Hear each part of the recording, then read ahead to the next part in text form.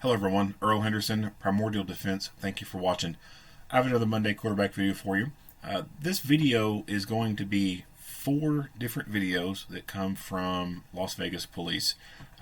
This is an incident where there was a line of duty death of a Las Vegas police officer.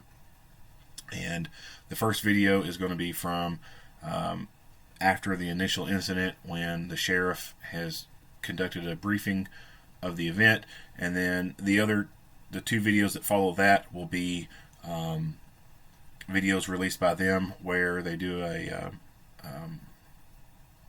service for the officer, where they're transporting his body and they have the honor detail there, and then there's a candlelight vigil video, and then the 4th video is going to be the actual critical incident briefing video. So I'll play these first 3 videos, and then the last video is going to be the critical incident video that I'll be getting into. Without further ado, here we go. All right, good morning. I'm here to brief you on the details of an officer-involved shooting that took place overnight. I'm sorry to report that one of our officers was killed in the line of duty this morning. Here are the preliminary details as we know them. This morning around 1 a.m., dispatch received a call of a domestic disturbance in the 800 block of East Flamingo Road. Arriving officers made contact with the suspect vehicle near University Center and Flamingo. The suspect was armed with a firearm and fired at our officers. Both responding officers discharged their duty weapons. One officer was struck and critically wounded. One civilian was also struck. Both were transported to local hospitals. The suspect, 24-year-old Tyson Hampton, Hampton, fled the area and was taken into custody later by officers with assistance of a K-9 unit near the area of Desert Inn and Eastern. Hampton refused to comply with officers' commands when he got out of the vehicle, and this is when K-9 was released. He was subsequently taken into custody and received minor injuries during that phase of the arrest. Our officer who was killed in the line of duty is Officer Truong Thai, spelling Truong, last name spelled Thai. He was 49 years old and has worked with LVMPD since 1999. He was currently assigned to South Central Area Command. Officer Thai suffered a gunshot wound to his torso. I was at the hospital early this morning with his ex-wife and his daughter. Our condolences go out to his family, and we will be helping them in any way we can in the following days. The incident demonstrates the dangers our officers face every day just putting on the uniform and doing their job. During difficult times like this, we appreciate our partnership with the community who always show their support to our fallen officers and their families. Further details will be provided later as per protocol with our 72-hour OIS briefing. And I'll take any questions you may have Did at this Officer time. Thai die at Sunrise, or did he die at the scene? He died at Sunrise Hospital. Sheriff Lombardo, this is the 9th OIS, if I'm not mistaken, this year. Last year, there were 5 OISs reported. Is there concern that this is something becoming more common? Obviously, for your department, this is a dangerous situation. Yeah, anytime there's an OIS, it's a concern. As you are very well aware that we just recently had an OIS involving North Las Vegas and one in Henderson. So yes, it's concerning, and hopefully it's not a trend, or it is you know what, I don't want to surmise, I don't want to make judgments on that, but we are seeing an increase in violence associated against our officers on a daily basis. Any idea what that domestic had to do with? I'm sorry? Any idea what that domestic disturbance had to do with? Any details on that yet? No, not yet. Sheriff, We do know, but I'm not going to release them now. I didn't mean to cut you off, Sheriff. Did the suspect have any violent priors? We're aware of some previous arrests, and that information will be provided at the 72-hour brief. last month on September 10th, there was an OIS in this exact area as what Correct. happened this morning. I mean, is that a coincidence, or is that an area that you need to be paying more attention to? You answered your question. No, I don't mean to be facetious, but you're exactly right. It is in close proximity, and it is an area that we have been paying attention to and here recently, and we're going to ensure that we put all hands on deck to ensure that we provide safety in that community area. Anything to say about Officer Ty's accomplishments or time with Metro? That's quite a lengthy span. No, I wish to. He's an honorable officer, a commendable officer. He's done a fantastic job as part of the law enforcement community through his tenure here, 23 years, and we'll provide further information on his career once the family has had time to mourn and assimilate associated with his death. All right, thank you very much. I appreciate your time. Uniformed officers, attend, hook! Present, arms!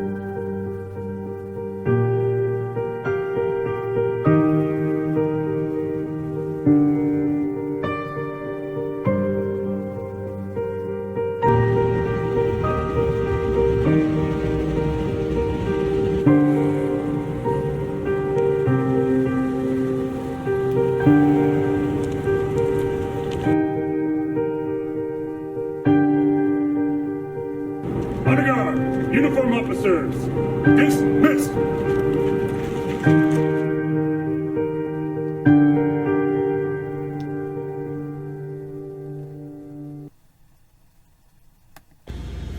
As I thought about what I should say, I've been overwhelmed and flooded with emotions. For the past 3 years, I've had the pleasure of getting to know Ty better than most. We have spent countless hours working together, whether it's running calls or working as overtime partners. And I've had the opportunity and blessing to know him as very few have. And I would like to share with you, Ty, as I knew him, Ty was one of the most impressive and amazing men I have ever known. He was a very private person. Many of our conversation revolved around his family. He loved you. He cared about you.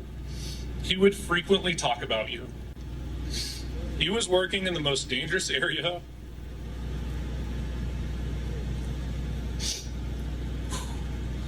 the city on Graveyard, and working with officers 20 years his junior. Why? Because he loved it. To me, Ty will always be my partner. Ty was the best of friends. I believe that I can speak for all of us in saying thank you, Ty. Thank you for taking me under your wing. Thank you for listening and always giving great advice. Thank you for being a great and selfless example and how to be a good officer and a better person.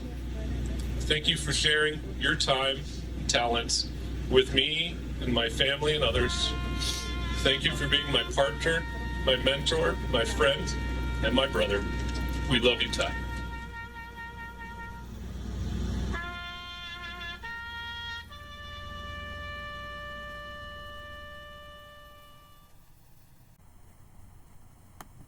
Good afternoon. I'm Assistant Sheriff Andrew Walsh, and I'm here to brief you on the additional details as we know them today about the officer-involved shooting that occurred on Thursday, October 13th, 2022.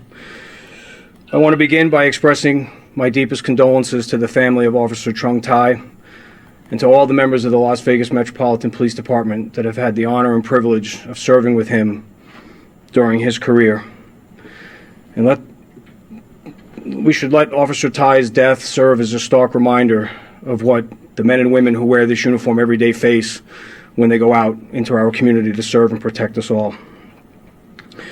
This is officer-involved shooting number 10 for 2022, non-fatal number 5, and at the same time last year we had 8 officer-involved shootings, 3 of which were non-fatal. This event was initiated as a domestic violence call at 1:08 a.m. The officer-involved shooting occurred in the 800 block of East Flamingo Road, Las Vegas, Nevada, which is located in the South Central Area Command. The suspect in this event was taken into custody near the intersection of Desert Inn Road and Eastern Avenue, and you can see these scenes on the screens to my left. The involved officers, the first officer is Officer Truong Tai. Officer Tai was 49 years old, and he had been with the LVMPD since 1999. In this incident, Officer Tai was armed with a Glock 21 .45 caliber handgun, equipped with a tactical light, and the investigation revealed that he fired 5 rounds during this incident. The second officer is Officer Ryan Gillihan. Officer Gillihan is 32 years old. He has been with the LVMPD since 2017. In this incident, he was armed with a Glock 17 9mm handgun, equipped with a tactical light, and the investigation revealed that he fired 7 rounds during this incident. And both of these officers are assigned to the Community Policing Division, and specifically the South Central Area Command. The suspect in this event has been identified as Tyson Hampton.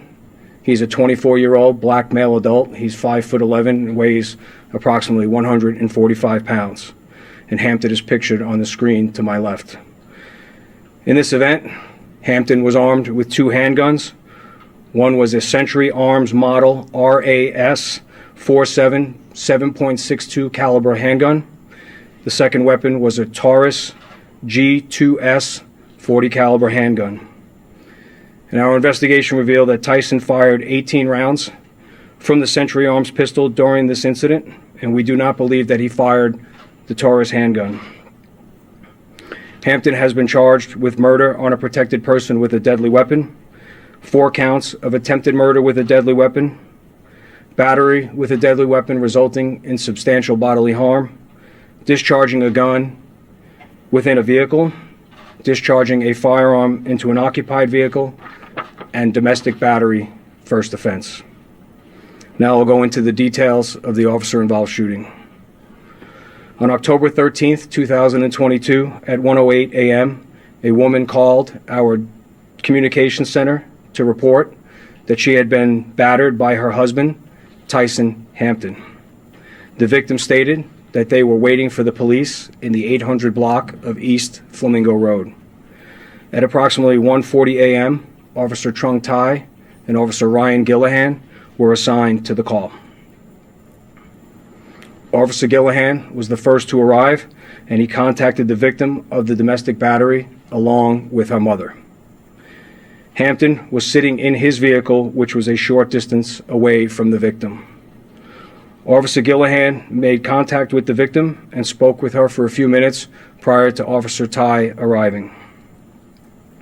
At approximately 1:49 a.m., Officer Tai arrived on the scene, and he walked over to Hampton, who was still sitting in his vehicle.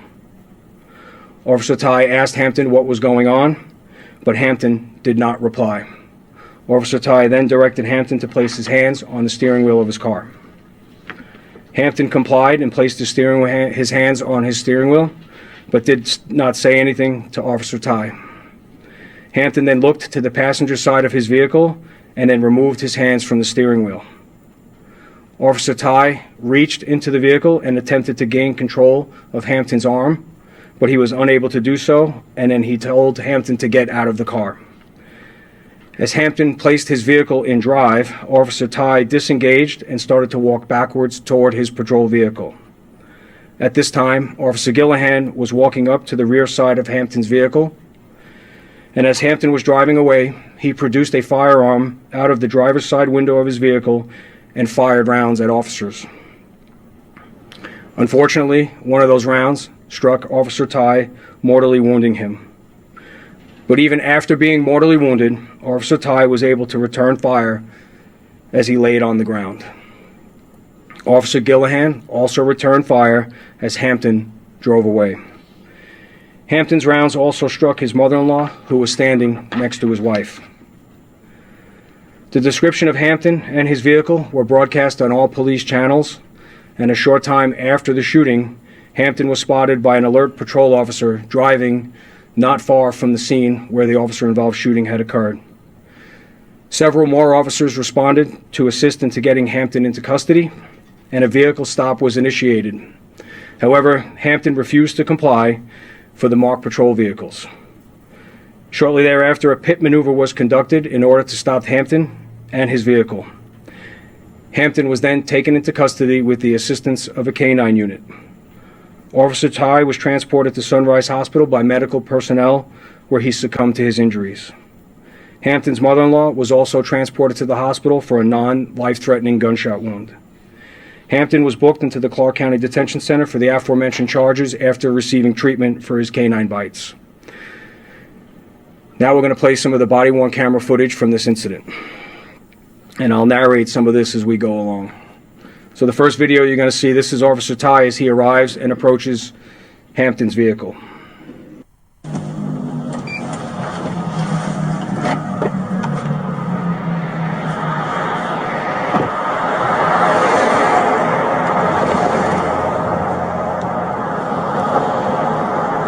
What's going on, man? Go ahead and put your hands on the steering wheel. Yeah, what's up? What's going on, sir? Hey, get out of the car! Get out of the car! So that was at the time where Officer Ty was struck. The next video is going to be from Officer Gillihan's body-worn camera. You can stand right there. Just hang out right there for a second.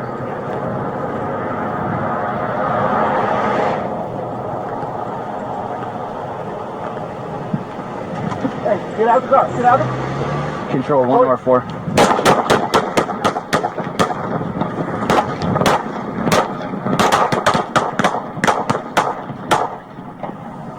Shot fired. Shot fired. So one thing before we play the next video, if you could see at the end of Officer Gillihan's video, the blue vehicle that Hampton was driving doesn't just accelerate and try to leave the area. He's driving very slowly as he fires back at the officers and the citizens on the street. We slowed that down for you so you can see it's in the circled area.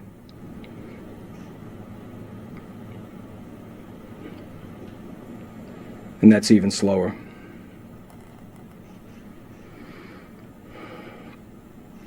And this is the air unit video of the custody stop location.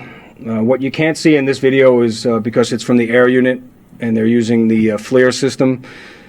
What you can't see is all the marked patrol units that are in the area. They all have their emergency lights on. You just can't pick it up on the camera. Northeastern. Alright, yep, he's 2425 Desert Inn, slow rolling, not stopping for units. Any other units, just come on this channel. We're going to do it all on this channel for now. Crossfire. Units, he is under 40 miles an hour. He's in the CVS parking lot here, DI and Eastern, southeast corner. Let's get him stopped. CVS parking lot at DI. Alright, Air 5, we do have a successful pit. Units, watch your crossfire. Watch your crossfire. Let's get him blocked in. Alright, he's going to be in the eastbound lanes. Units are blocking him in now. Crossfire is going to be towards the northeast. We got units towards the southwest of it. And this next video is when he's taken into custody by the K9 unit.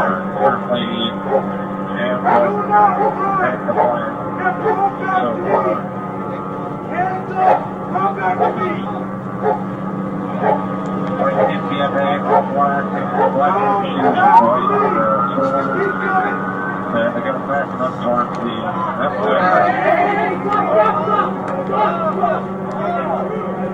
And these are some photos from the crime scene. That is the victim's mother's vehicle. You can see there is a gunshot wound in the windshield, right next to the driver's side. And then you can also see there's a gunshot wound to the front passenger side of the vehicle.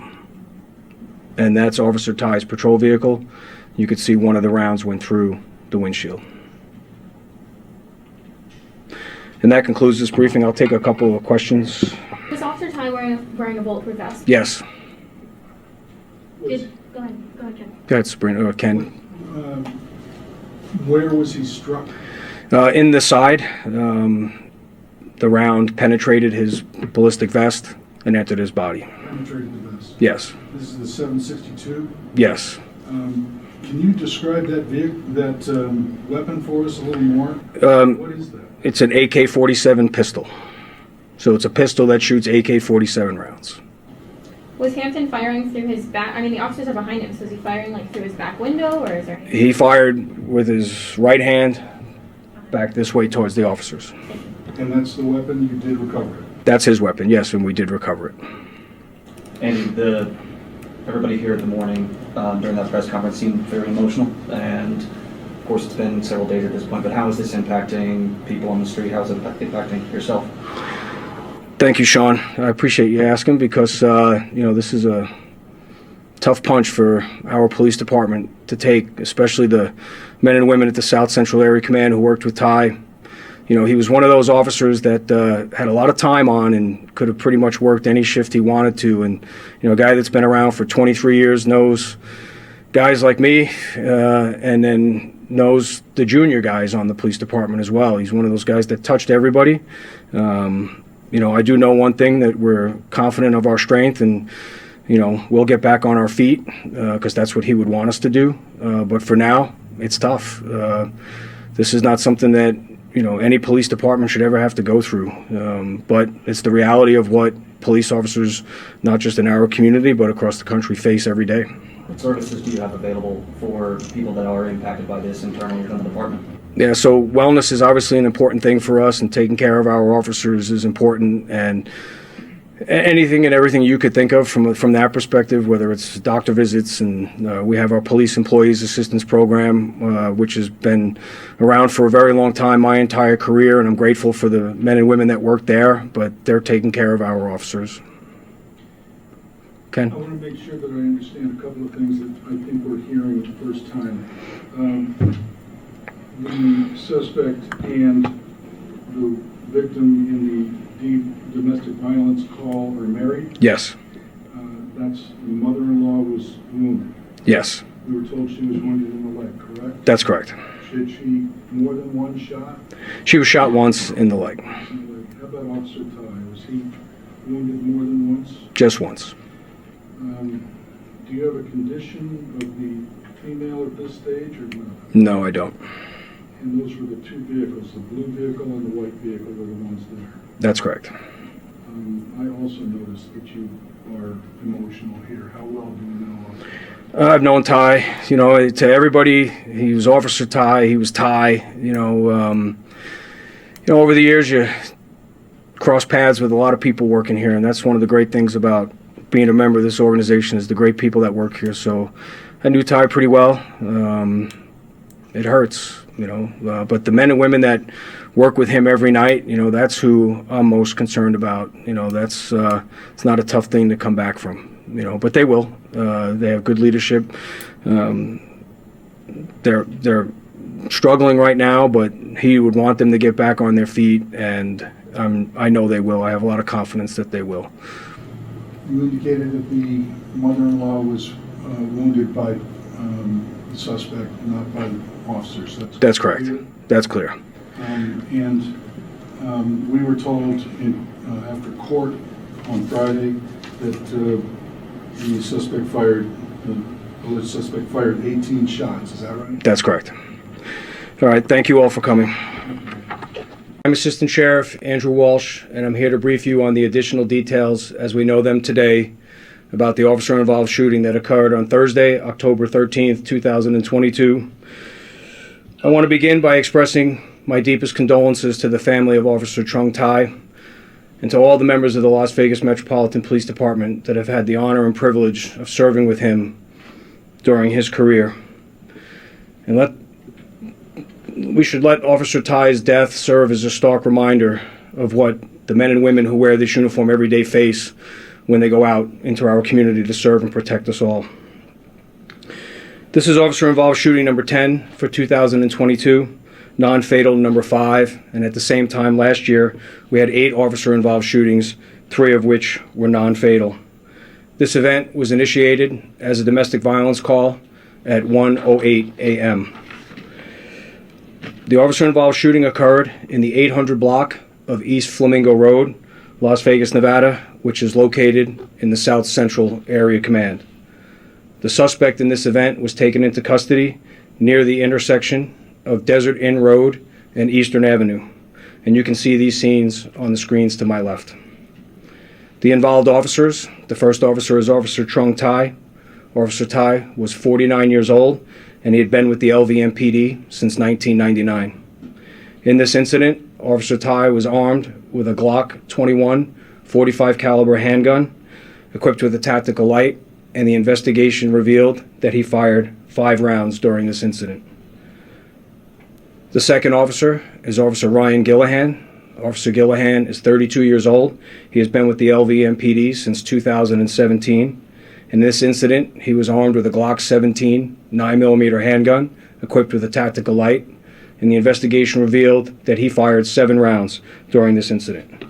And both of these officers are assigned to the Community Policing Division and specifically the South Central Area Command. The suspect in this event has been identified as Tyson Hampton.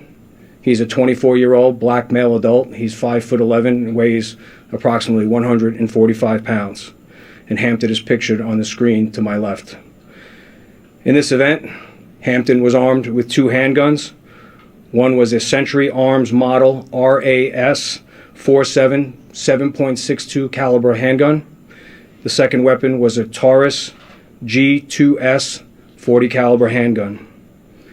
And our investigation revealed that Tyson fired 18 rounds from the Century Arms pistol during this incident, and we do not believe that he fired the Taurus handgun. Hampton has been charged with murder on a protected person with a deadly weapon, 4 counts of attempted murder with a deadly weapon, battery with a deadly weapon resulting in substantial bodily harm, discharging a gun within a vehicle, discharging a firearm into an occupied vehicle, and domestic battery first offense. Now I'll go into the details of the officer-involved shooting. On October 13th, 2022, at 1:08 a.m., a woman called our communications center to report that she had been battered by her husband, Tyson Hampton. The victim stated that they were waiting for the police in the 800 block of East Flamingo Road. At approximately 1:40 a.m., Officer Truong Tai and Officer Ryan Gillahan were assigned to the call.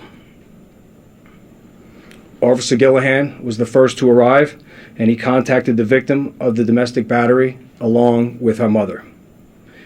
Hampton was sitting in his vehicle, which was a short distance away from the victim. Officer Gillahan made contact with the victim and spoke with her for a few minutes prior to Officer Tai arriving. At approximately 1:49 a.m., Officer Tai arrived on the scene, and he walked over to Hampton, who was still sitting in his vehicle. Officer Tai asked Hampton what was going on, but Hampton did not reply. Officer Tai then directed Hampton to place his hands on the steering wheel of his car. Hampton complied and placed his hands on his steering wheel, but did not say anything to Officer Tai. Hampton then looked to the passenger side of his vehicle and then removed his hands from the steering wheel. Officer Tai reached into the vehicle and attempted to gain control of Hampton's arm, but he was unable to do so, and then he told Hampton to get out of the car. As Hampton placed his vehicle in drive, Officer Tai disengaged and started to walk backwards toward his patrol vehicle.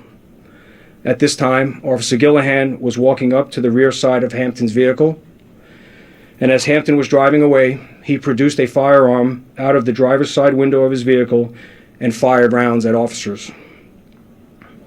Unfortunately, one of those rounds struck Officer Ty, mortally wounding him. But even after being mortally wounded, Officer Ty was able to return fire as he laid on the ground. Officer Gillihan also returned fire as Hampton drove away. Hampton's rounds also struck his mother-in-law, who was standing next to his wife.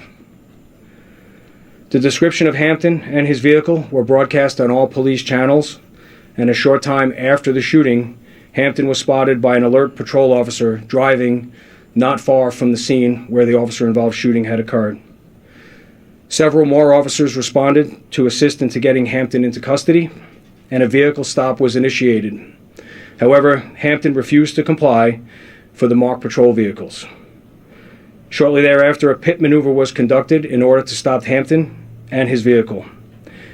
Hampton was then taken into custody with the assistance of a canine unit. Officer Ty was transported to Sunrise Hospital by medical personnel, where he succumbed to his injuries. Hampton's mother-in-law was also transported to the hospital for a non-life-threatening gunshot wound. Hampton was booked into the Clark County Detention Center for the aforementioned charges after receiving treatment for his canine bites. Now we're going to play some of the body-worn camera footage from this incident. And I'll narrate some of this as we go along. So the first video you're going to see, this is Officer Ty as he arrives and approaches Hampton's vehicle.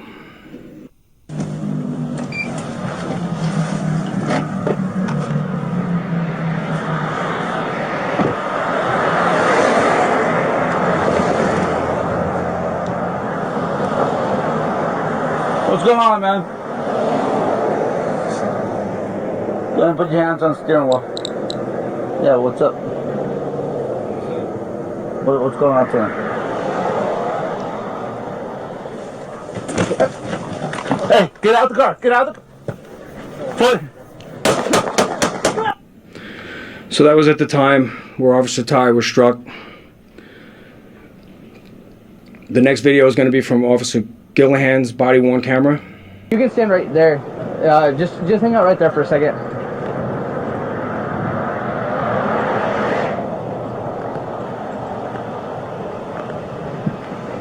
Hey, get out of the car. Get out of the car. Control 1R4.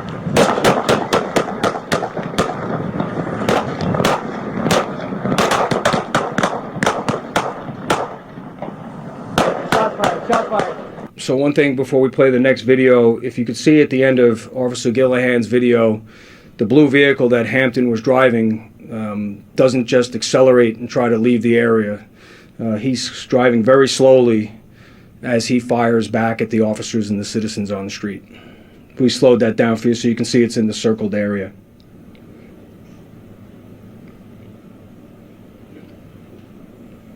And that's even slower.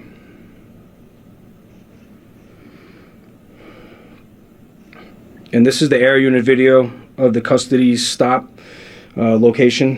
What you can't see in this video is because it's from the air unit and they're using the FLIR system.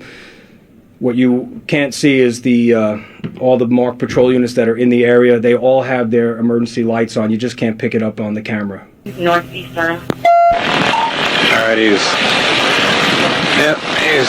2425 Desert Inn, slow rolling, not stopping for units. Any other units, just come on this channel. We're going to do it all on this channel for now. Crossfire. Units, he is under 40 miles an hour. He's in the CVS parking lot here, DI and Eastern, southeast corner. Let's get him stopped. CVS parking lot at DI. Alright, Air 5, we do have a successful pit. Units, watch your crossfire. Watch your crossfire. Let's get him blocked in. Alright, he's going to be in the eastbound lanes. Units are blocking him in now. Crossfire is going to be towards the northeast. We got units towards the southwest of it. And this next video is when he's taken into custody by the K9 unit.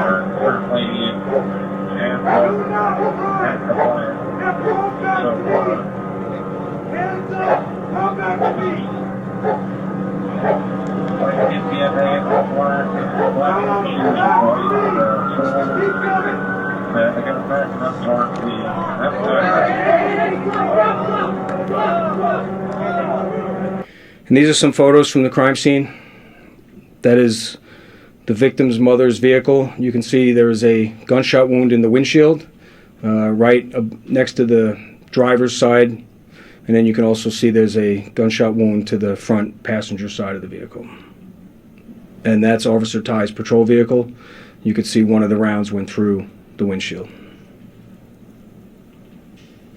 And that concludes this briefing. I'll take a couple of questions. Was Officer Ty wearing a bulletproof vest? Yes. Go ahead, Ken. Go ahead, Sabrina, Ken. Where was he struck? In the side.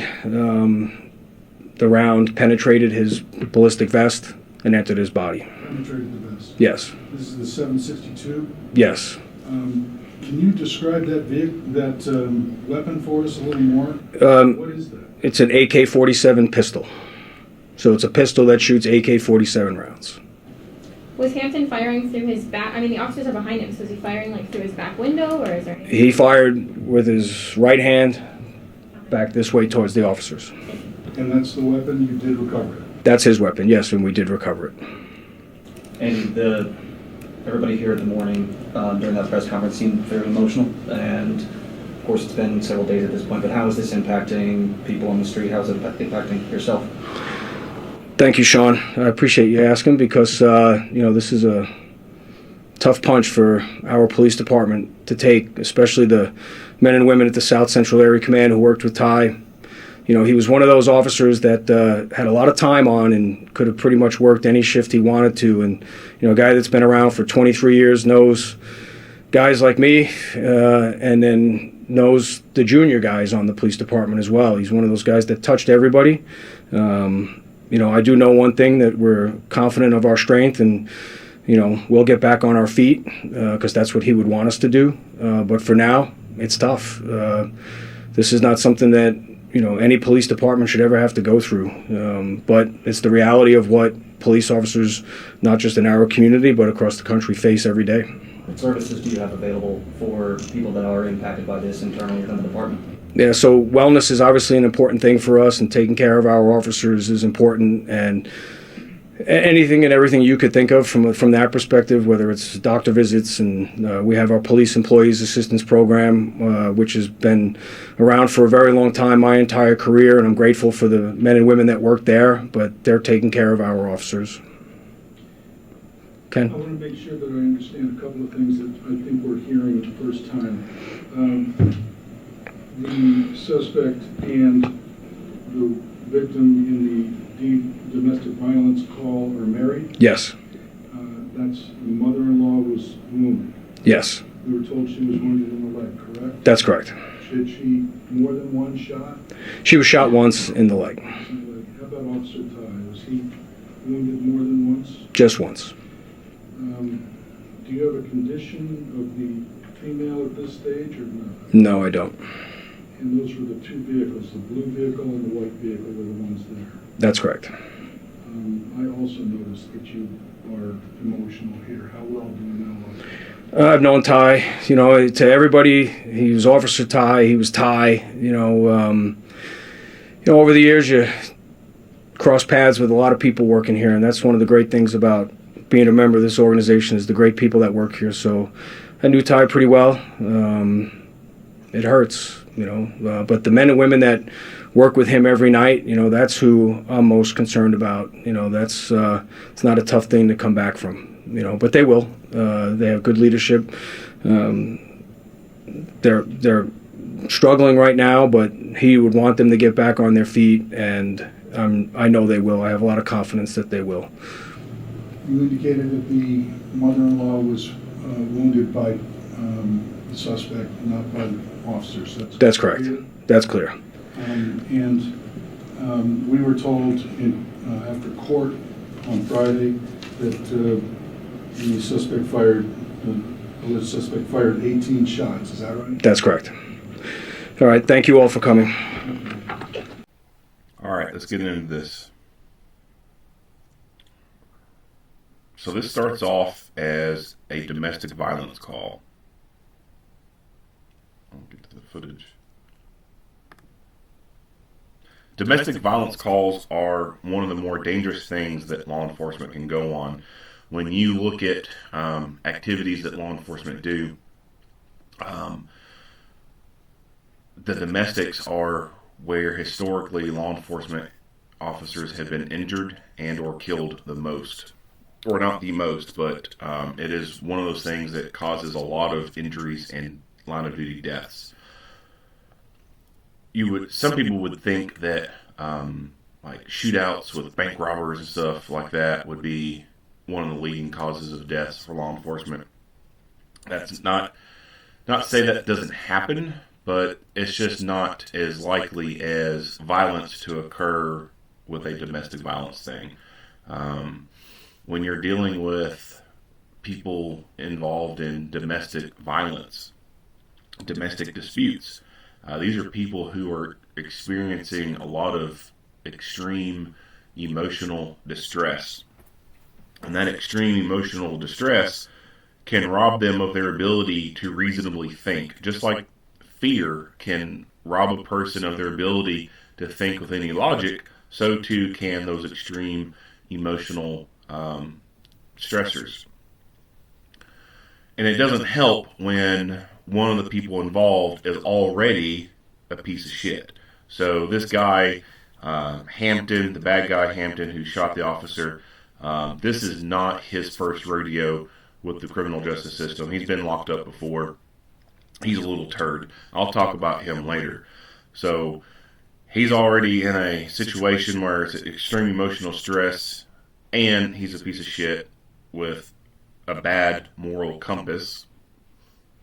And so it's just a recipe for violence. Even when you take people who are just not pieces of shit like that, and you have domestics involved in everything, it's still, people are not thinking clearly. They're not acting in a way that they would ordinarily act. There have been times where police have gone to a call where the husband has beat the wife, beat the hell out of her, and police go to arrest the husband, and the wife attacks the police because they're arresting the guy that she loves, the same guy that just beat the shit out of her. So you can get an idea, the type of craziness that just goes on when there's people involved in a relationship. Those extreme emotional stressors, it makes them act and think and do things that they ordinarily would not be doing under normal circumstances. So this is why these domestic calls are so dangerous for law enforcement to go on, because it's a wild card in a sense. So Ty, he arrives on scene here. The other officer is already there, and he is talking to the victim and the victim's mother. So a domestic dispute or incident occurred, I'm assuming within the vehicle on this stretch of road somewhere, and he apparently hit the wife, hit her in the nose, and she was bleeding. They got out, and that's where she calls 911. They call 911. They let police know that the perpetrator is still in the area, and that he's sitting in a blue car. So that first officer gets there, and he meets the victim. He's talking to her, and then Ty gets on scene here, and then he gets out and he goes and talks to the perpetrator. So that's pretty standard for domestic violence calls. Two officers go. One sticks with the victim party, and the other goes with the aggressor. And they keep them separated.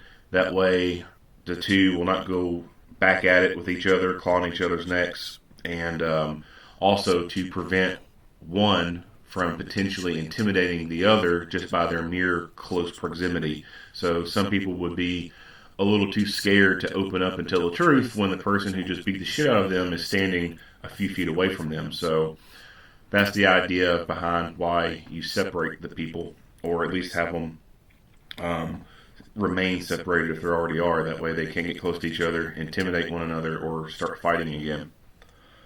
So I don't know why this guy chose to stay in the vehicle. Maybe he didn't have any idea that they were calling the police. Maybe I don't know.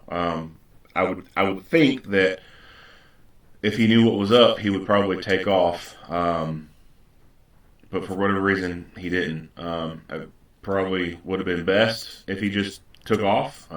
Hopefully, an officer wouldn't have died. If he just took off, it just would have turned into a pursuit, and hopefully it would have ended a different way. But for whatever reason, he doesn't run. He stays there. The first vehicle, the first officer, it doesn't look like he has any of his lights activated.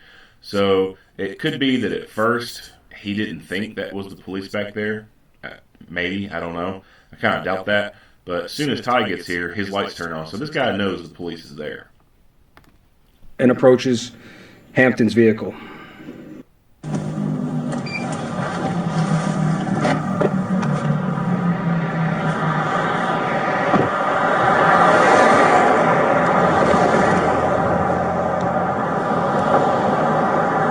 What's going on, man? Go ahead and put your hands on the steering wheel.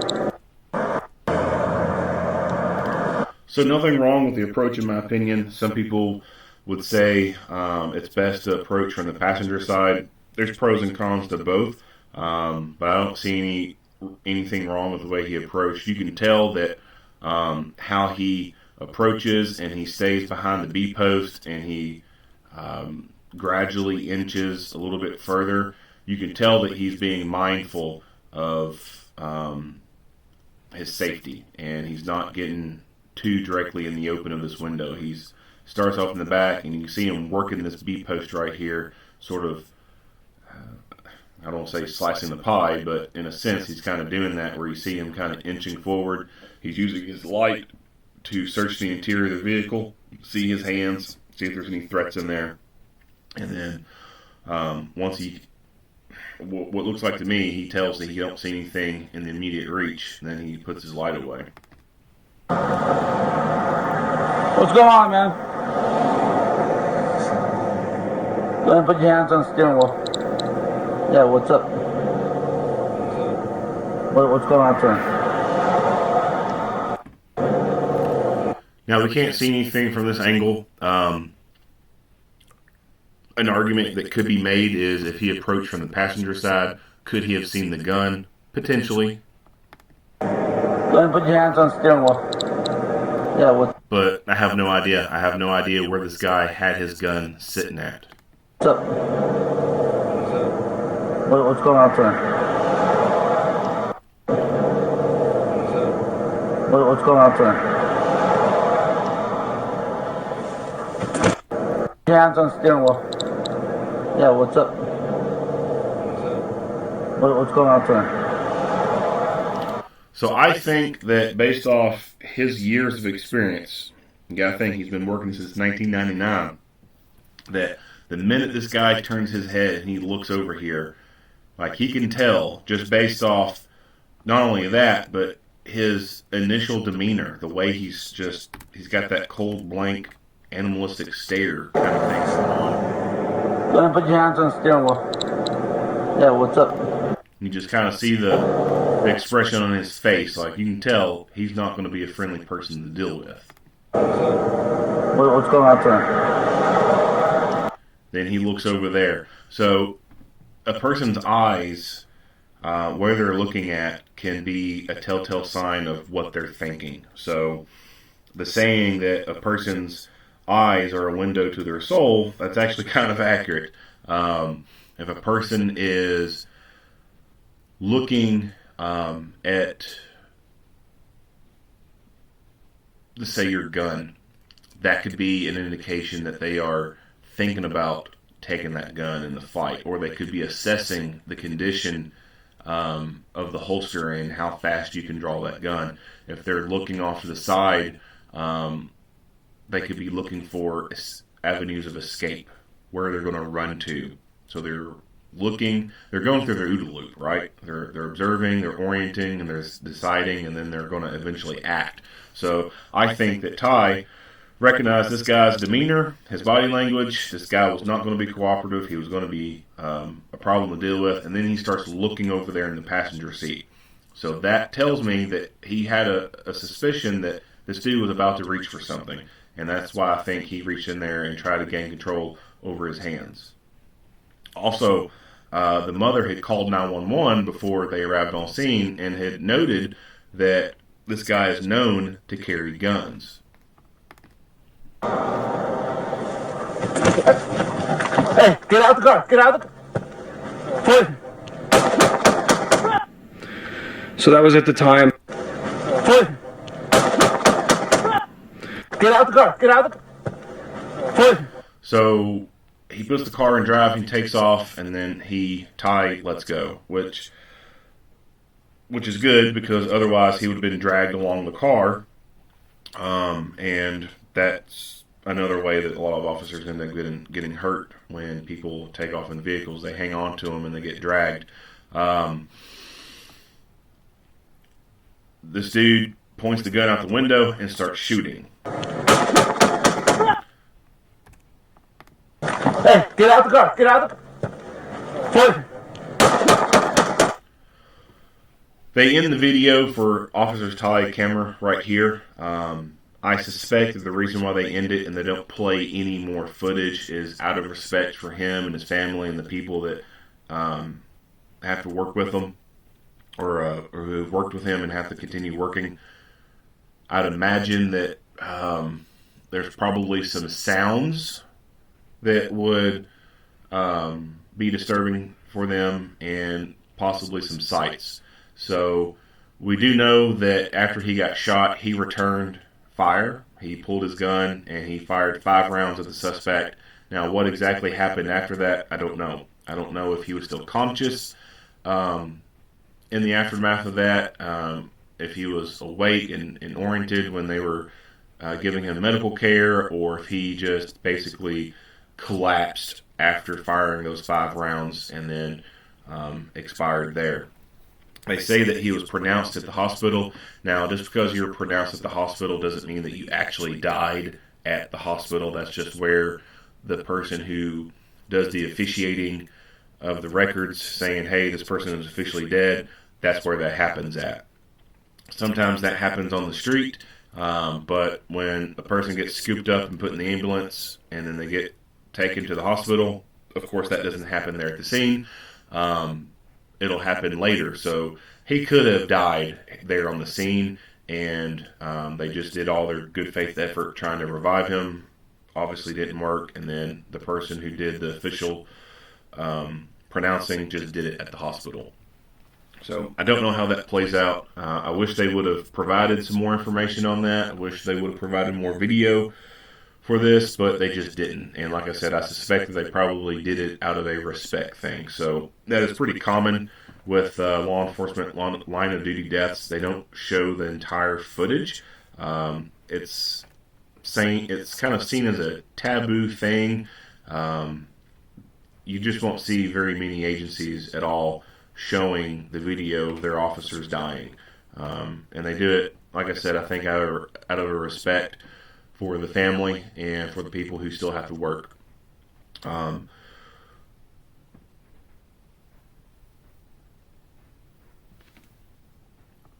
moving on. So that was at the time. And I'll talk more about medical stuff later and the round going through his vest and stuff like that. Where Officer Ty was struck. Hands, body-worn camera. Just hang out right there for a second. So it seems like after Ty gets on scene, this guy decides to disengage from the victim and then go back up Ty. Because I guess they know, Hands, he knows, body-worn camera. You can stand right there. Just hang out. I guess he kind of knows at this point that this guy's going to get pulled out of the car and detained. Right there for a second.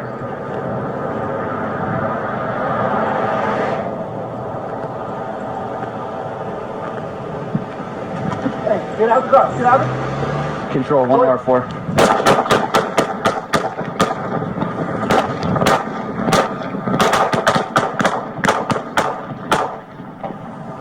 Shot fired. Shot fired.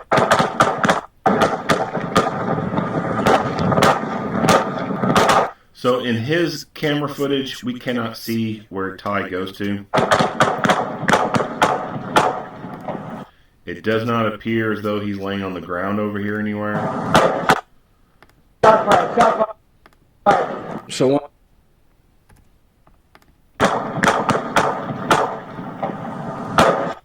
he could have retreated back to his vehicle to take cover and return fire. Or he could have gone over here kind of the same direction that the Gillihan guy went and ended up collapsing over here. I don't know. Like I said, I wish there would have been some more clarification on that, but just don't know for sure. The only time we get to see him is right in here. Hey, get out the car. Get out. Control 1R4.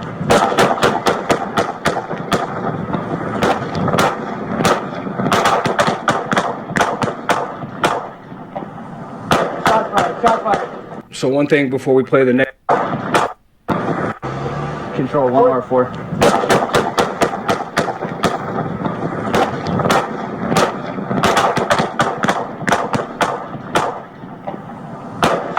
Shot fired. So one thing before we play the next. Shot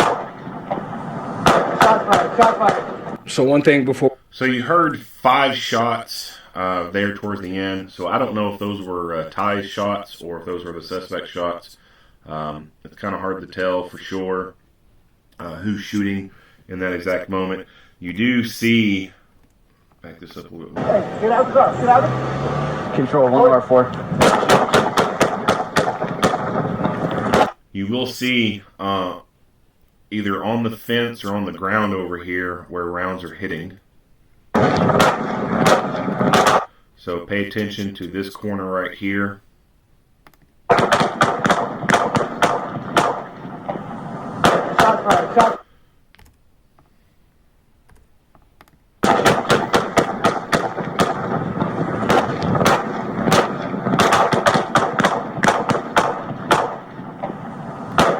So you can tell rounds are hitting the environment.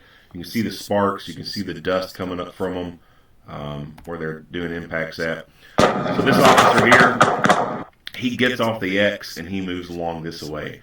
And what ends up being between him and the bad guy is a chain link fence. That's not the best thing to have between you and a target, because although the chain link fence does have holes in it, there is the chance of you hitting part of that fence and it causing the round to deflect. So on his end, there's fence, and then on the other side, there's more fence. And then past that is the vehicle. And then inside the vehicle is the target. So there's 3 things right there, 3 different materials that his bullets could end up hitting and have to deal with and end up being deflected from before he could ever reach his target. He could be a hell yeah marksman, and he could have his sight set up.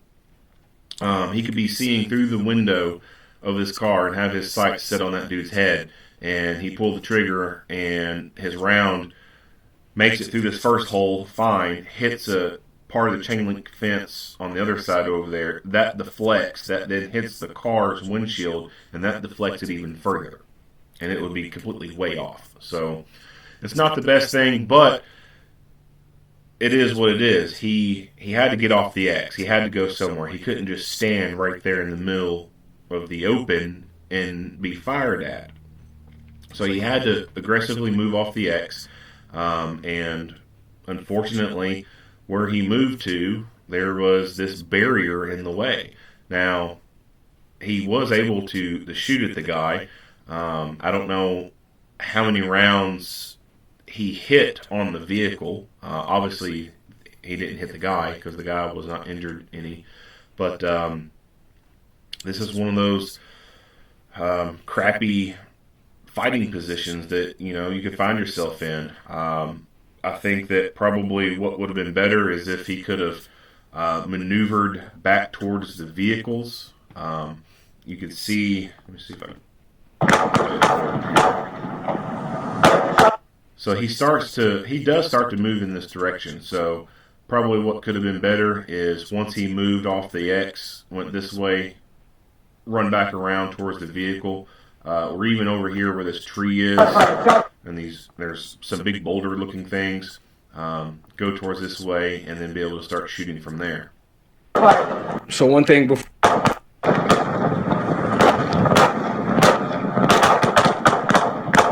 It's just an all-around shitty situation.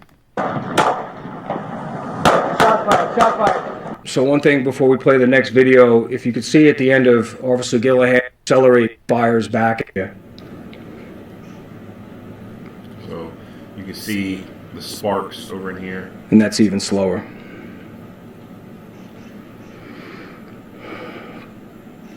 And this is the air unit video of the custodies, the air pick it up. That is 2425, desert in, slow rolling, not stopping for units.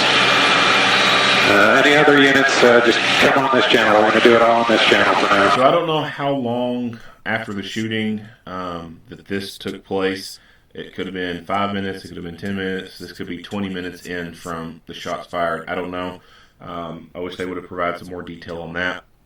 But this is him fleeing from the police.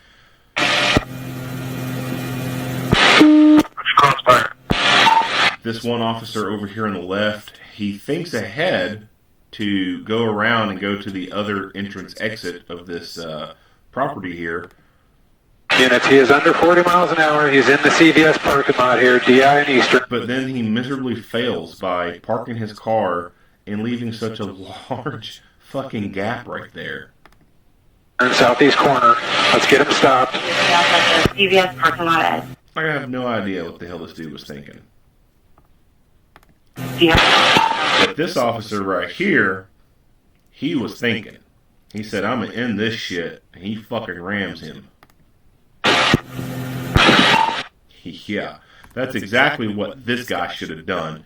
He should have stayed in the car, and then as soon as he got to here or there, he should have gunned it and just smashed the fucking shit out of his vehicle. Just ran that motherfucker and end that pursuit right then and there.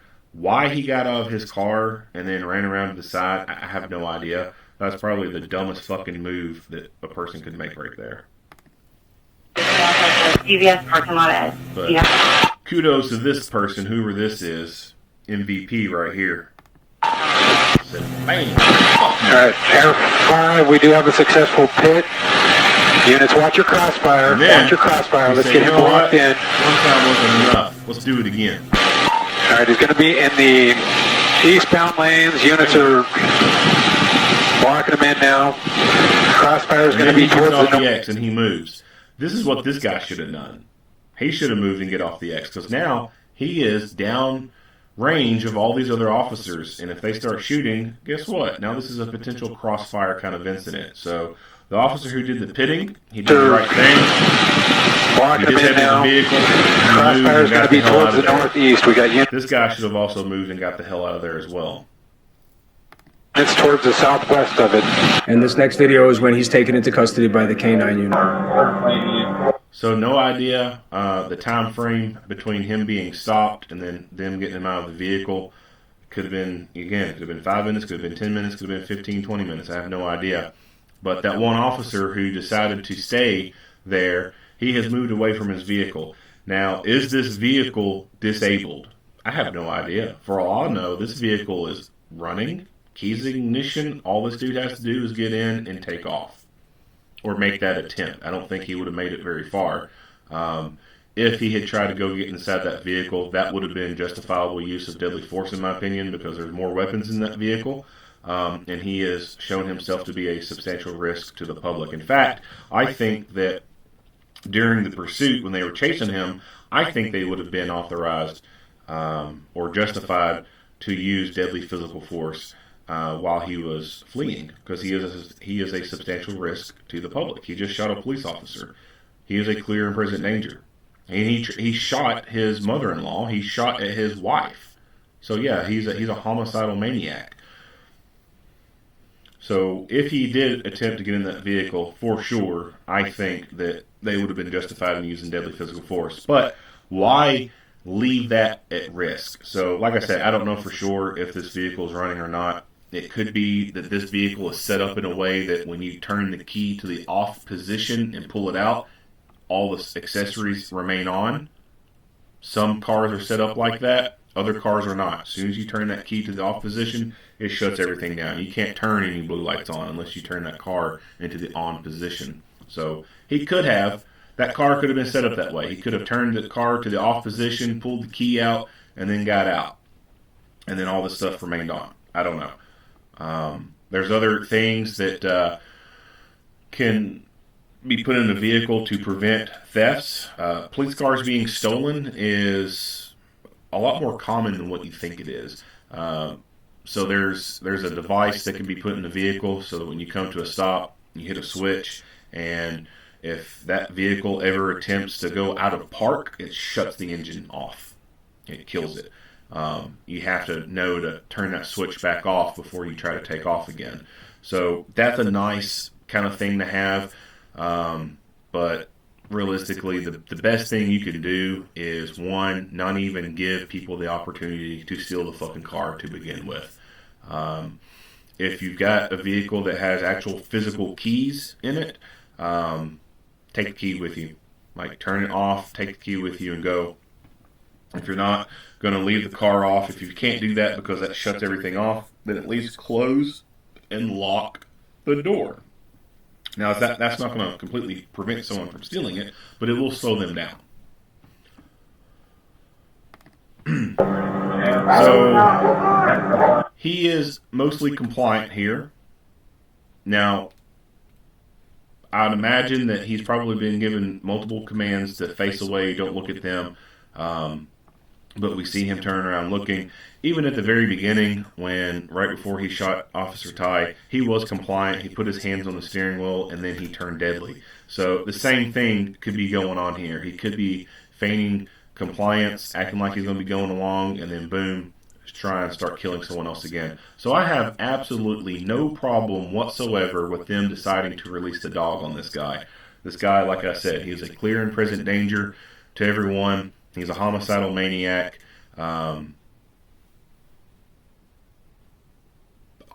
One officer has already been shot, and it's possible that they all already know that he's dead at this point. There's no sense in having another officer shot. So go ahead and send the dog in. And that's partly what the dog is for. The dog is partially there to be able to take a bullet instead of a human taking a bullet. So if you can send that dog in and have that kind of risk there, then by all means do that. Now, if this dude had the gun in his hand, obviously that wouldn't have been a right decision to send the dog. If he had a gun in his hand, that would have been a green light moment. They should have been sending lead at him, and that's it. Nothing else. Just send lead to him until he drops that damn gun. But since he don't have a gun in his hand, don't know if he's got one on him, it's a little too risky to send humans in to go after him and cuff him up. So the best thing for safety and security of the humans is to send the dog in. And that's what they do. And it's beautiful. I love this fur missile coming in and taking this motherfucker down. I hope this was the most painful fucking experience that he's ever endured, and I hope that he's still fucking hurting from it.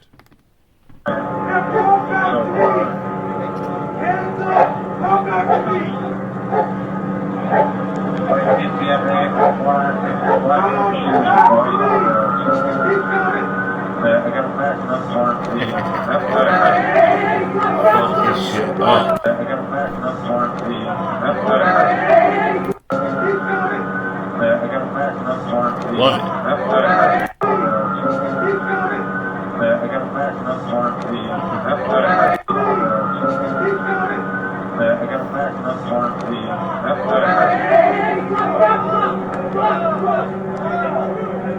And these are some photos from the crime scene. That is the victim's mother's vehicle. You can see there's a gunshot wound in the windshield, right next to the driver's side. And then you can also see there's a gunshot wound to the front passenger side of the vehicle. And that's Officer Ty's patrol vehicle. So, one thing that I don't think a lot of people think about is in the aftermath of a line of duty death, the officer's car. someone has to go in there at some point. Now, realistically, I would say that this car was most likely towed from the scene and taken back to the evidence lot or the station or something like that. I don't think that most likely somebody got in it and drove it from the scene. But at some point, someone is going to have to open the door and get in that vehicle and start getting stuff out. So, one, you see 2 guns in here. You see a less lethal and a lethal in there. Those have to be taken out and put back in the armory, put back in some kind of inventory control. The laptop computer in there, that has to be taken out and put back in inventory. His paperwork here, he may have reports that need to be filed, right? He may have wrote some citations that night, and those have to be put away in their proper place. His personal effects that are in there. He may have a tumbler cup, like an insulated cup for his coffee or, Coca-Cola, whatever. He may have a bag of candy in there. He may have some pictures of his family in the dashboard or up on the visor. Someone has to go in there and get that stuff out. And for that person to have to be the one to open that door and get in there, knowing that the last time anyone was in that car was right before the person died. So that's got to be a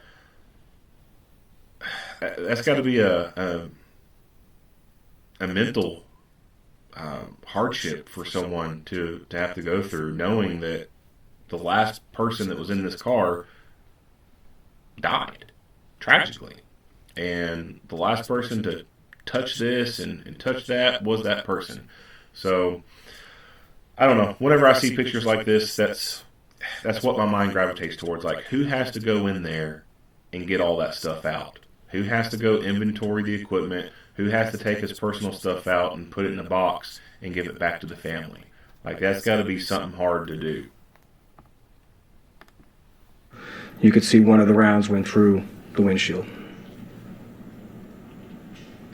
And that concludes this briefing. I'll take a couple of questions. Was Officer Ty wearing a bolt? All right. We did recover. That's his weapon, yes, when we did recover. So, they said that Officer Ty was shot in the side and that the bullet went through his vest. All right. So, body armor worn by police is known as soft armor. And there's different ratings for soft armor. You've got level 2, level 2A, level 3, level 3A. Those are like the very most common kind of soft armor vests.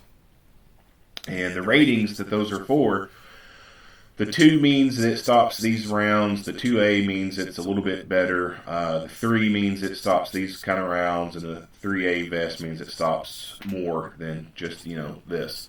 So 3A, level 3A armor is the best soft armor that you can get. It stops the most rounds as far as handgun rounds goes. It stops your most common ones, 9mm, 40, and 45. It also stops 357, 44 Magnum, a couple others. It even stops 12 gauge slug and buckshot. But it cannot, and it will not stop rifle rounds. And this gun shoots rifle cartridges. It's a 7.62 by 3.9.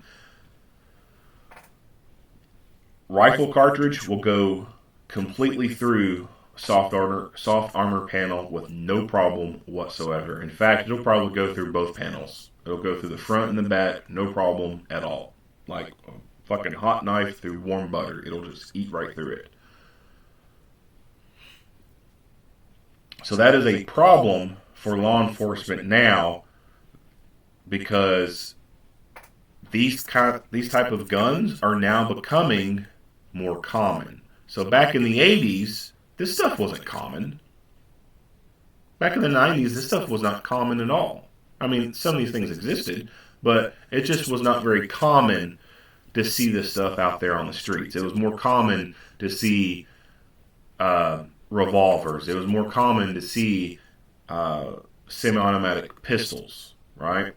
Glock, high points, little Jennings, like little pistols were the most common thing to find. And even still today, pistols are still the most common thing to find. But these are also called pistols, by the way. These are also starting to become more common. But they don't fire pistol caliber cartridges, even though they're legally defined as a pistol. They fire rifle cartridges. So, what do I mean by all this? All right. So, the ATF says that because this gun right here does not have a stock on it, and the barrel is so short, and it doesn't have a forward assist on here or anything like that, that this is legally a pistol. The same could be done for an AR-15. Now, with the AR-15, of course, on the back side of this, you have the buffer tube. Now, that sticks out a little bit, but there's no stock on them. So, you have AR pistols and AK pistols. Now, this particular one is an AK pistol, and both of them, the AK and the AR, they're sometimes referred to as choppas or choppers. And the AK pistols are commonly referred to as Dracos. The street people love these things. When you look at rap videos, this is what you see in rap videos. You see rap stars holding guns like this. So it used to be, and Glock still is, you know, the more popular handgun that everyone references in rap music. But it used to be, it was just Glock back in the day. Right? Now, it's these things. And so, when you have these little street thugs who watch these rap videos, and these rap stars are their idols, and they see them holding these things, of course they want them. And so they gravitate towards them, and they start carrying them. So you'll see these, and you will also see laser devices equipped on guns as being a very popular thing. So, these AK-AR pistols and them being equipped with lasers or just regular pistols having lasers on them. Another more popular thing is Glock pistols with the extended magazine with a laser on it and having a switch on the back. So the switches are the full auto sears, and they make the Glock pistols go fire full auto. Those are becoming popular as well. But anyway, getting back to this thing. So this thing is legally defined as a pistol. It's not, even though this thing was originally designed in 1947 as a rifle, like this particular design, all right, this is an AK. This system was designed as a rifle. Now, at some point, someone said, hey, we can cut this thing down and make it really small, and they did it, and it worked. And then someone said, well, this is a pistol, not a rifle. And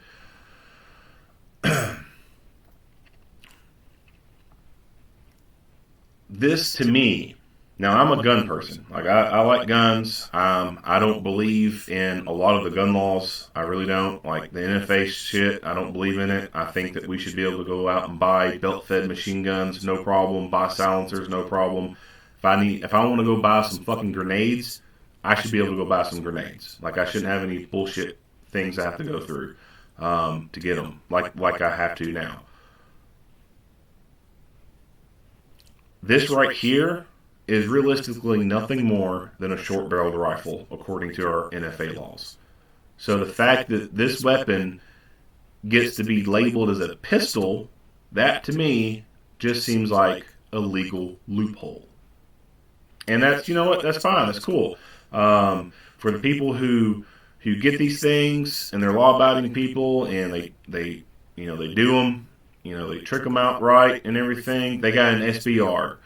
They got an SBR without having to go through a bunch of stupid-ass hoops. They didn't have to wait 2 fucking years to be cleared to have an SBR, blah, blah, blah. Right? That's cool. However, at the same time, because these things are becoming more popular with the thugs and are being used more often by the thugs. I foresee in the future, within the next 10, 15 years, this legal loophole is going to go away. And people will have to start registering these things as SBRs, short-barreled rifles.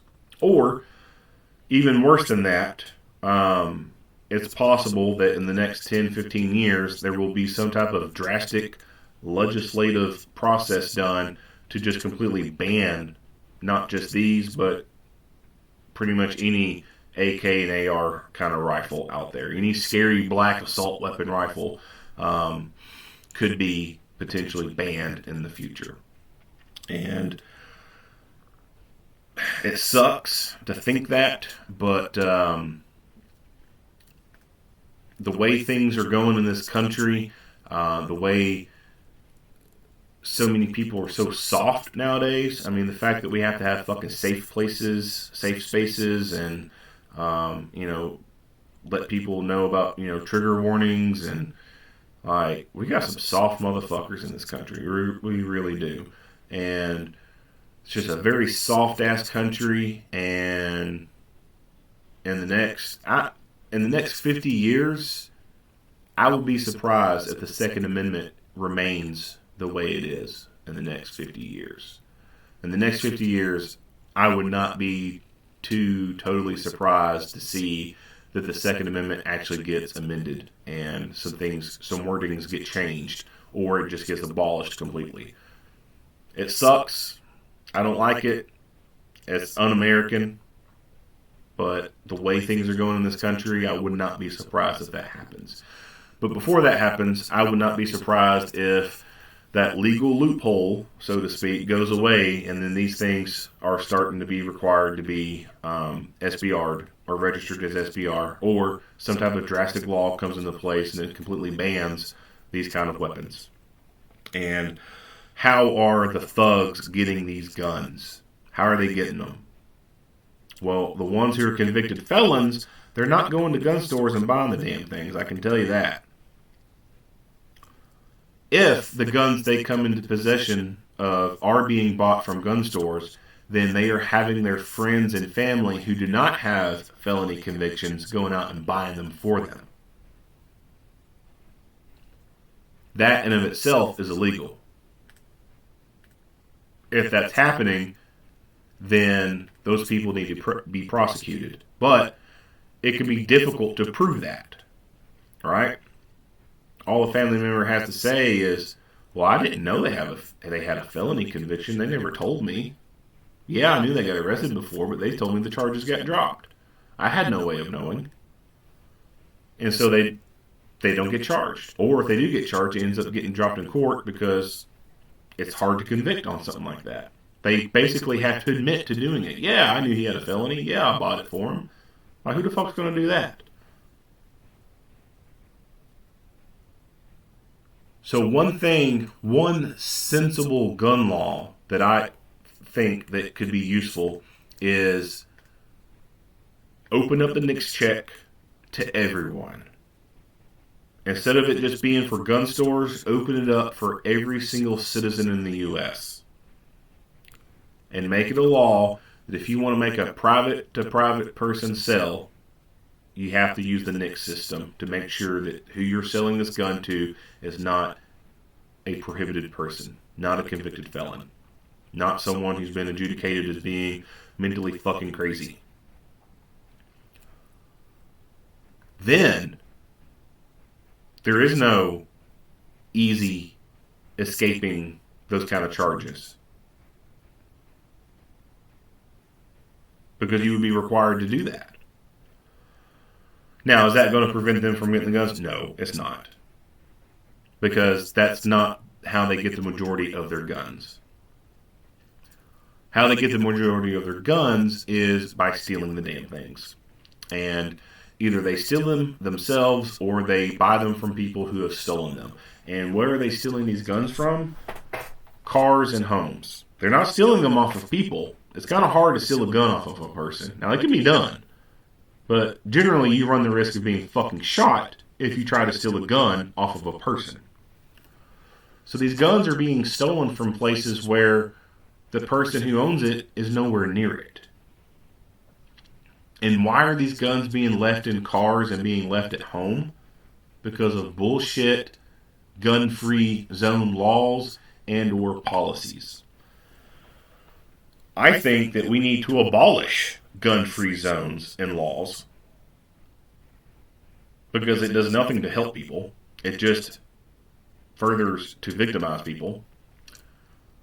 If a business or an institution wants to be a gun-free zone, let's say Walmart. Let's say Walmart wants to be a gun-free zone. Well, if Walmart wants to be a gun-free zone, then they should enact the same level of security at an airport.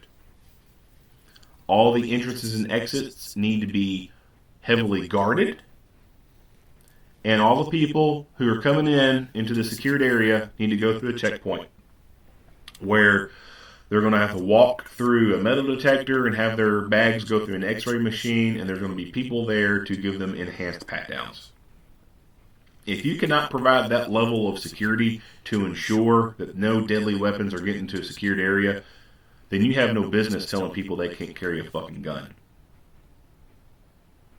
Because if I go into some place and I abide by that rule and I don't carry my gun in, and there's no fucking person there to check the door to make sure that no one's carrying guns, and I'm just being an honest Boy Scout and I leave my gun in the car and I go in there, then the motherfucker who is committed to the idea of murdering people, for one, is not going to be following that fucking rule of leaving the gun in the car. They're going to bring the gun in that place, and then they're going to start shooting and killing people. And then me, being the good Boy Scout, honoring that person's rule, left my gun in the car, now I'm going to fucking die. That's wrong. Businesses and places should not forbid people from carrying life-saving tools unless they themselves, the institutions, the places, can enact the same level of security at an airport and have a really damn good chance of preventing at 100% any guns from entering the safe zone. And if there is, they have enough armed guards to respond in a timely manner to stop it.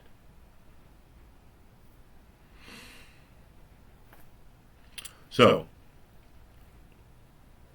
abolish gun-free zone laws and policies. Make it illegal for private places to ban their employees and their customers, their patrons, from carrying guns. That, I think, would cause people to stop leaving their guns in the car. Because why are they leaving their guns in the cars and at home? Because they can't go to work with their gun. They're afraid they'll get fired. They're afraid they'll be caught with it and be charged with it or be banned from a property. These are law-abiding people. The reason why they're leaving the fucking guns in the car is because they're following the rules. So if you take that stupid rule away, they're going to carry it with them. Now, there's a caveat to that. There's a you take away and you give. There's a give and take with this. So you take that law away, and then you put another law in place. And this law, I think, is probably the most sensible gun law ever. And that's safe storage laws. If you negligently leave your gun laying around somewhere, then you should be held legally and civilly responsible for that.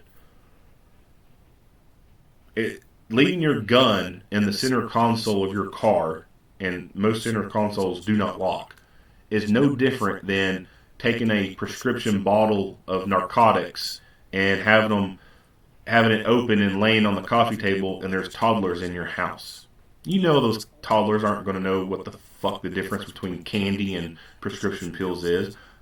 There's a risk that they're going to eat those damn things and then die from an overdose. That's negligent, right? Everyone would recognize that if you left pills like that laying around in the house with little kids, that is totally negligent. Leaving your gun laying around, sitting in a nightstand that is at the height of a toddler is negligent. Leaving your gun in the center console of your car that does not have a fucking lock on it, and you walk away from it and you go in this building and you're in that building for 8 hours That's negligent. Anybody can come in and break into your damn car and steal that gun. So safe storage walls, in my opinion, should be done, and it'd be worded that if your gun is not on you or within arm's reach of you, it needs to be made inaccessible or inoperable. Inaccessible in the sense that it's in a safe, or inoperable like it has a trigger lock on it or a cable lock going through the action. Simple as that. Now, will that prevent 100%? No, because safes can be broken into. Cable locks can be cut. But what is harder to steal? A gun in the center console of a car, or a gun that's in a locked safe box that's tethered to the car seat or tethered somewhere in the trunk of a car? Criminals are smash and grab. They're crimes of opportunity. They're going to get inside that car, they're going to rummage around, and whatever's free for taking, they're going to grab it and go. If that gun is in a lockbox and it's tethered by a steel cable to the frame of the car seat or somewhere into the trunk of the car, and they just can't take it and go, they're not going to spend that much time there fucking dicking around with it. They're just going to grab what they can get and go. They don't want to stay there any longer. They don't want to get caught. They don't want to go to jail, right? So abolish gun-free zones and policies, make it unlawful for places to make it where people can't carry, and also institute safe storage laws. That, I think, would reduce the amount of guns making it out to the bad guys on the streets. But it would not completely stop it. But it would significantly reduce it. Anyway, so these guns are becoming very popular with the street thugs, and the unintended benefit of these is these rifle rounds can penetrate soft armor. Now, some of them may know that. Some of them probably don't. There's a lot of street thugs who are just completely stupid. They have no idea what the hell terminal ballistics is. They couldn't tell you barrel length, twist rate, the grain of the bullet, the style of the bullet, and what it equates to terminal ballistics wise. Like, they don't know that shit. Some of them know that these cartridges are far superior to pistol cartridges. They just don't know fully how. And then some of them just don't recognize it at all. They just see the shape of this thing and they go with it. They're like, oh yeah, cool, bro. Now, these can go through soft armor. So, to stop these kind of rounds, you need rifle-rated armor. And rifle-rated armor, right now, in bulk, comes in the form of what's known as plates. So imagine like a textbook from grade school, you know, like your social studies book or your algebra book, whatever. Imagine a big, thick-ass book. That's basically a rifle plate.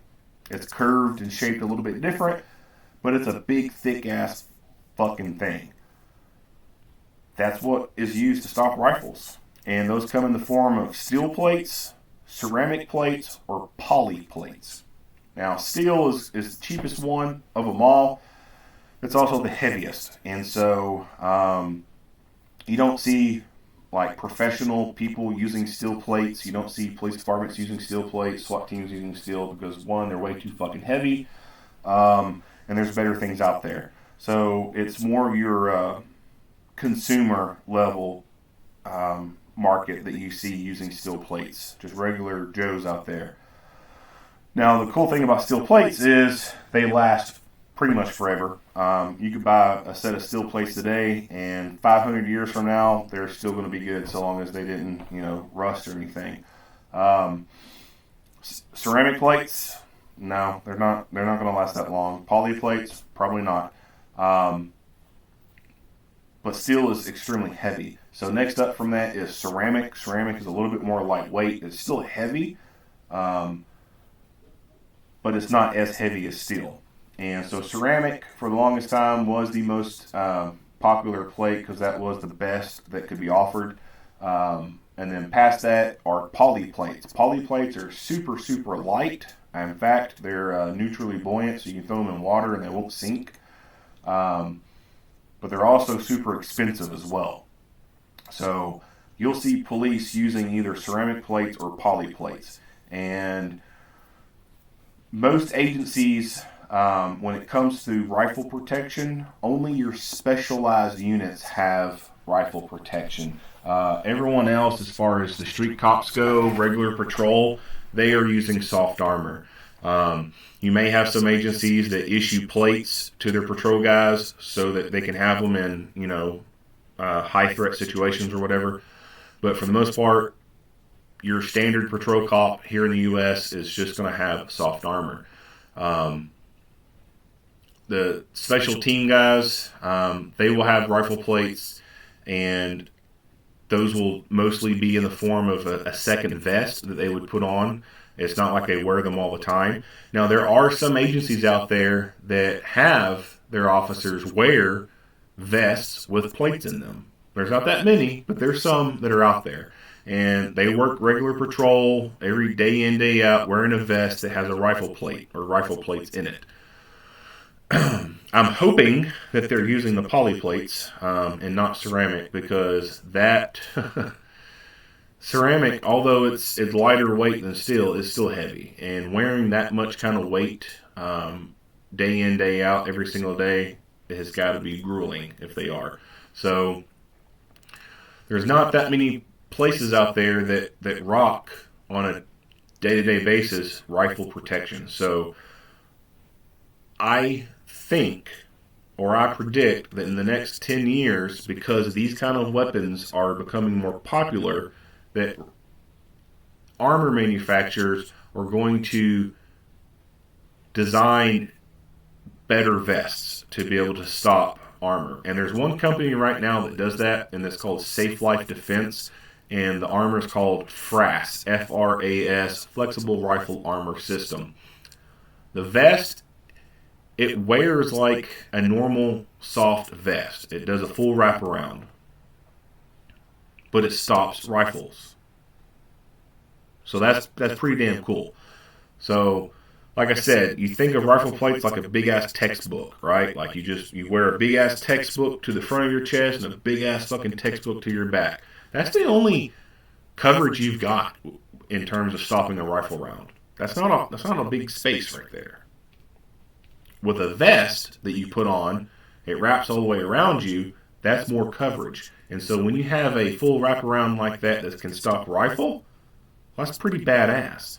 But to my knowledge, right now, only Safe Life Defense creates or offers a vest like that. So I think that in the next 10 years, excuse me, I think in the next 10 years, the other large name armor manufacturers will start to gravitate towards that type of design, because weapons like this are becoming more popular, and these easily defeat soft armor. Like even your cheap, like this, you can tell right there, he has steel ammo in there. That's cheap stuff. Like that's cheap target plinking ammo. Like there's nothing special about this round. It's the cheapest thing you can get, and it will splice right through soft armor, no problem whatsoever.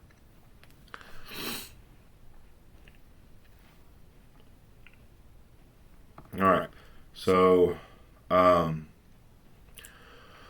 round went through the side of his vest and into him. Now, when it comes to armor, this to your side is also a vulnerable part of your body to be hit, because when you think about wearing a vest, your whole front of your chest is pretty well covered, and so is your back.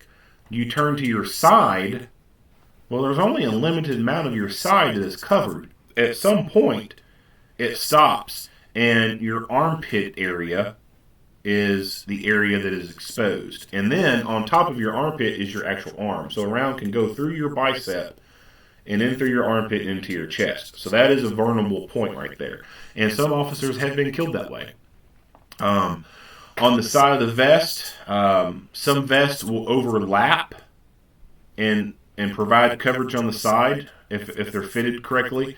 Some vests, if they're not fitted correctly, or that's an inferior type of design, there won't be an overlap on the side, and it'll be kind of open right there.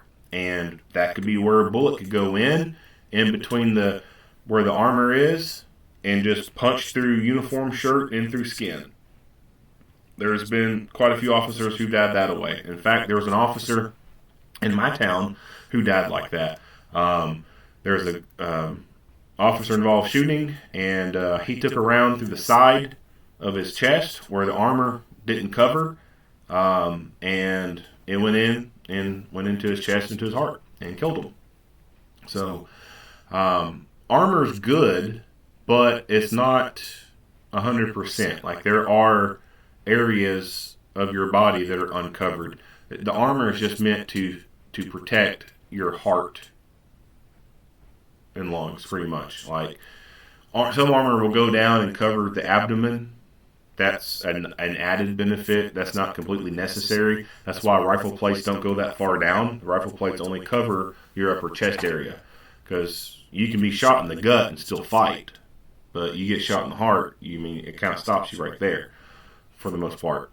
So armor's good, but it's just not 100%. You can't have someone covered head to toe in armor and then they be fully effective at doing their job. Like, you could, they're just going to be moving really slow and not worth a damn because they're bogged down by such heavy ass armor. So sometimes shit happens. It sucks, but it's just a roll of the dice. It really is. Like, sometimes it's just, some things are just a wild ass wild card. It really is. Back this up. We'll talk about shithead. Alright. So this piece of shit, this is not the first time, like I said, that he's been involved in the criminal justice system. Going back to an article from Fox 5 Vegas. The man accused of killing a Las Vegas police officer had a previous gun-related arrest 2 years ago. Tyson Hampton, 24, was charged with using a deadly weapon in a threatening manner, a misdemeanor, and assault using a deadly weapon, a felony. Hampton accepted the allegations but denied guilt for the misdemeanor. The assault charge, which was a felony, was dismissed, court records show. Both incidents happened in July of 2020. A judge ordered Hampton to a 90-day suspended jail sentence. He was also ordered to complete 50 hours of community service and surrendered a Glock 19 9mm handgun. The case was closed on October of 2021. Hampton is expected to appear in court Friday morning. So, this dude, he's been involved. And this was just a light search. Like, I did not do an in-depth search for this guy's criminal history or anything like that. But the fact that, he's been threatening people with a gun and using a gun to assault people, it's, yeah. Like, you can tell that this dude's been involved with the system for a while. And this is the big failing point in our society, is our criminal justice system. This shit happens far too often. Little shitheads like this being given chance after chance after chance after chance. And then they go on to victimize more people. It's asinine. It really is. Our society needs to have justice reform. And not justice reform in the sense of the way the rabid left wants justice reform. The way the left wants justice reform is more shit like this happening, just letting people fucking go. No, we don't need that to happen. We need to get hard on crime. We need to get hard on violent offenders, and we need to make them fear the criminal justice system. They don't fear the criminal justice system right now. It's an annoyance to them. That's why they still run from police. That's why they lie about shit. But they don't fear it. Even when they get put in jail, they don't fucking care. It don't bother them. I mean, it's an annoyance to them because they can't go out and do exactly what they want. but it doesn't hurt them any. The jail and prison is just an extension of the streets. It's a safer version or a safer extension of the streets, but that's all jail and prison is. It's just another fucking block on the streets. It just happens to have fucking barbed wire and concrete walls and guards. That's it. So they're at home when they're in jail and prison. It's fun for them. They can still have drugs in jail and prison. They can still get weed. They can still get meth and coke. They still get to have nice amenities. They can have Coca-Colas and peanuts and fucking honey buns and ramen noodles and all kinds of shit. They get what they want. And if they're lucky, they can find a jail or prison guard who'll have sex with them. And that happens a lot.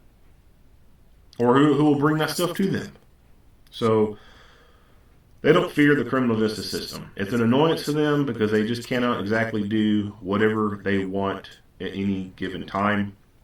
But it's not that hard for them. And we need to get hard on crime. Not just from the sentencing aspect of it, but also within the correction side. This idea that as soon as you walk into prison, you're automatically given the privilege of having commissary. Like, no, that does not need to exist. Like, you should have to work towards that. You should have to be able to display good behaviors and have good reports in order to have access to commissary. You should not automatically be given cable television. Books. You want to be entertained? Read a fucking book. Get educated. Other things need to change within prisons. Make it hard. Make it fucking suck. As far as sentencing goes, that's the courts is where the ball is dropped the most. You have these prosecutors who will and deal and offer these plea deals just so they can get a guilty conviction and move on. Go to the next one. And then these prosecutors at the end of the year get to say, well, I had X amount of convictions this year.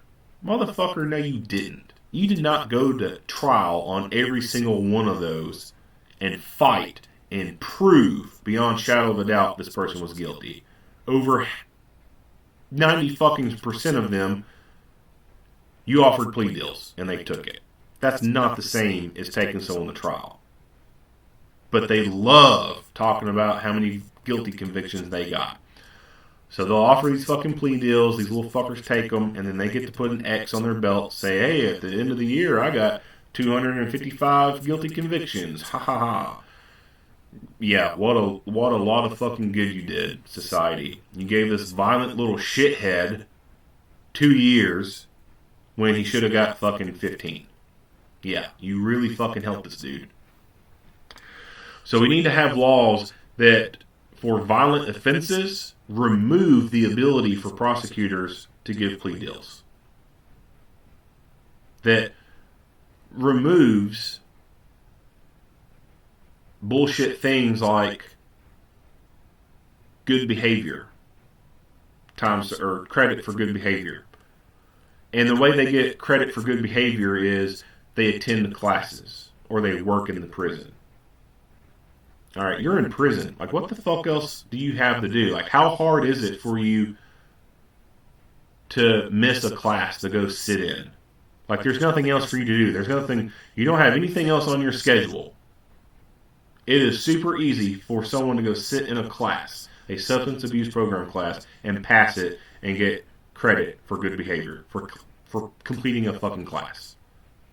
It's fucking easy. It's like, you have to purposely go out of your way not to fucking attend something. So that needs to be taken away. They should not just sit through a fucking class and get credit for it and then have time shaved off their sentence. That's wrong. For violent offenders. Should not happen at all. So that needs to be taken away. There needs to be mandatory minimum sentencing. You get charged for a robbery and you're convicted of it, and it says that you have to do 10 years, then it needs to be 10 years exactly that you do. Not a day less. None of this serve fucking 70% and then you're eligible for parole. No, fuck that. You commit a violent crime, it needs to be exactly what the law says. If it says 10 years, you do 10 years and not a day less. And it needs to be worded in there that if you're a behavioral problem while you're in prison, you cause a bunch of issues, then you can have time added to your sentence. Yeah. You want to join a gang in the prison and tee up and be a little shithead? Fine, go ahead. Turn that 10-year sentence into a fucking 20-year sentence. See if I care. I'm better off without you being on the streets. Those are some of the things that we need to do in society. We need to have justice reform and get hard on crime, and we need to start locking away these violent offenders for long periods of time. Because releasing them back to the streets does nothing good. We all understand that a vicious dog cannot be fixed. You cannot take a vicious dog and rehabilitate it. A vicious dog attacking kids and attacking people, you cannot take it to the dog pound for a year and then release it and it's going to be fine. Like, we all understand that.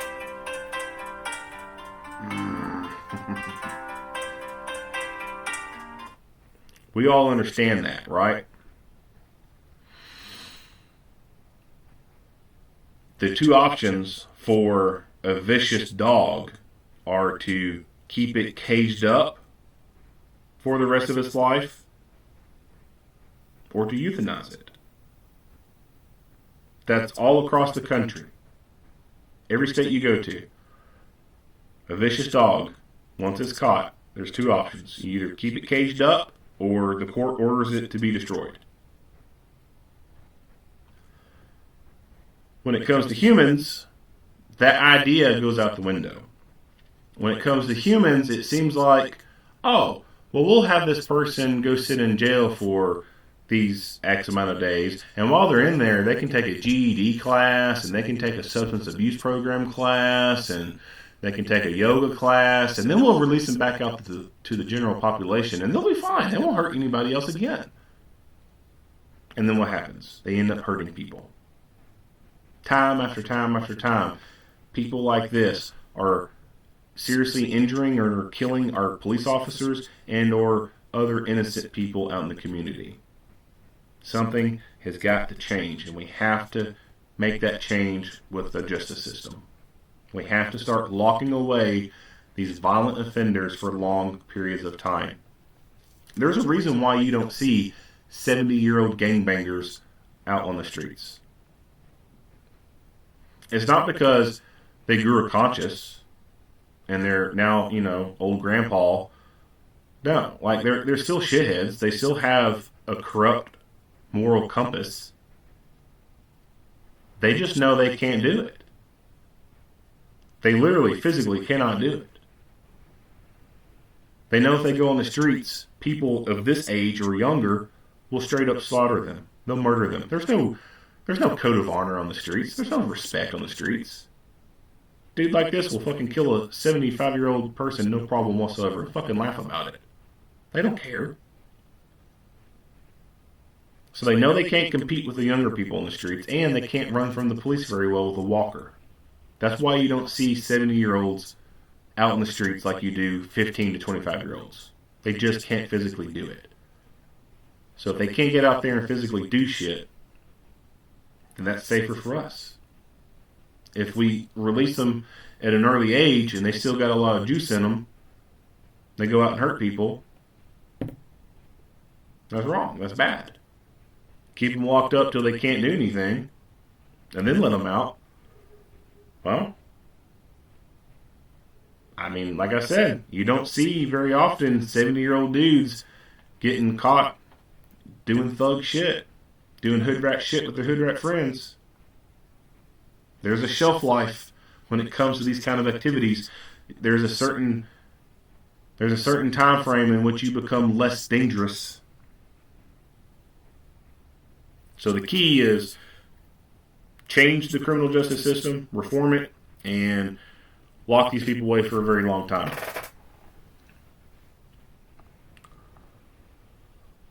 That is it for this video. If you like what you hear and see, go ahead and give me a like and a share. If you have not already, hit the subscribe button and stay tuned for more Monday quarterback videos. Earl Henderson, Primordial Defense, thank you for watching.